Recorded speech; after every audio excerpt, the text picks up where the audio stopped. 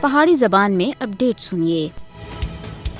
بھارت تے رہنماواں دی اشتعال انگیز بیان بازی تھی علاقائی امن اور سلامتی بہت زیادہ خطرے دے وچ پی گئی ہے۔ آزاد جموں کشمیر دے اتے بی جے پی رہنماواں دے بے بنیاد دعوے اور بیانات علاقائی استحکام دے واسطے بھارت تے بدھے ہوئے خطرے اور بدنیتی کو ظاہر کردے ہیں۔ آزاد جموں کشمیر دے اتے بھارتی سیاسی اور عسکری قیادت تے غیر ذمہ دارانہ بیان کشیدگی کو ہوا دے رہے ہیں اور خطے وچ تنازعات تے خطرے کو مزید بڑھا رہے ہیں۔ ہندوتوا لیڈراں دے جھوٹے دعوے کشمیر دے تاریخی حقیقت یا قانونی حیثیت کو تبدیل کرنے وچ کسی بھی صورت وچ کامیاب نہیں ہو سکتے۔ بھارت مقبوضہ جموں کشمیر دے لوکاں دے حق خود ارادیت دی جائز جدوجہد کو دبانے دے واسطے اس طرح دے ہتھکنڈے کر رہا ہے، لیکن بھارت انہاں وچ کامیاب کسی بھی صورت وچ نہیں ہو سکدا۔ بھارتی موجودہ حکومت تے غیر جمہوری اقدامات جنوبی ایشیا دے امن و استحکام اور سلامتی دے واسطے دن با دن خطرہ بڑھدا جا رہا ہے۔ بھارت دی ہردرمی جنوبی ایشیا وچ طویل مدتی